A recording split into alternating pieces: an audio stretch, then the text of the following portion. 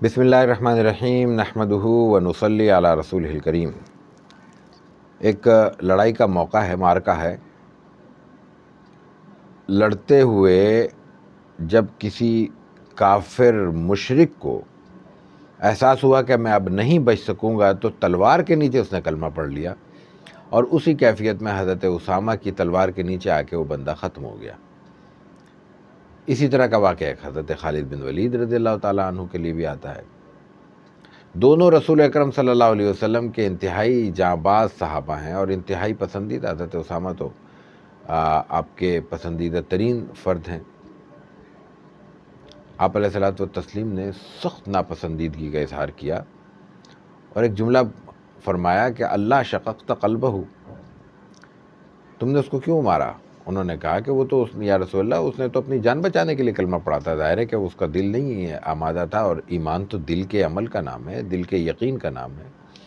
زبان سے اگر کوئی شخص اقرار کر بھی لیتا ہے اور دل اس زبان کے اقرار کا ہم نوا نہیں ہوتا تو وہ ایمان نہیں ہے۔ تو آپ علیہ الصلوۃ والتسلیم نے فرمایا اللہ شققت قلبہ، تم اور میں تو صرف زبان کے پابند ہیں، دلوں کا عمل تو صرف اللہ جانتا ہے۔ اگر تمہیں دل پر اتنا ہی، دل کے معاملے میں اتنا ہی تم سنجیدہ تھے تو پھر دل چیر کر دیکھ لیتے۔ تم نے دل چیر کر کیوں نہیں دیکھا؟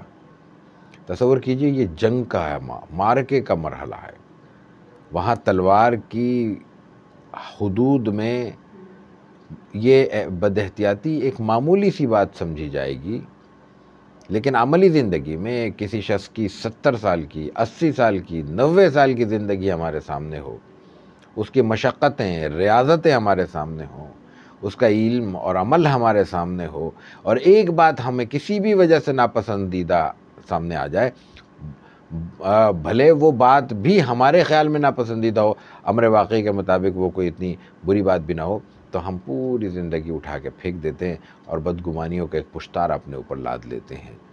زندگی ایسے بدگمانیوں سے جنم نہیں لیا کرتی یا پروان نہیں چڑھا کرتی۔ زندگیوں کو بھی اور اپنی اس ماحول کو بھی آگے بڑھانے کے لیے امیدیں روشن کرنی پڑتی ہیں، امیدیں خوشگمانیوں سے پیدا ہوتی ہیں، اچھے خیالات سے آگے بڑھتی ہیں، اور ایک انسانی معاشرہ انہی خوشگمانیوں کے ذریعے اپنی طویل عمر پوری کرنے میں کامیاب ہو سکتا ہے۔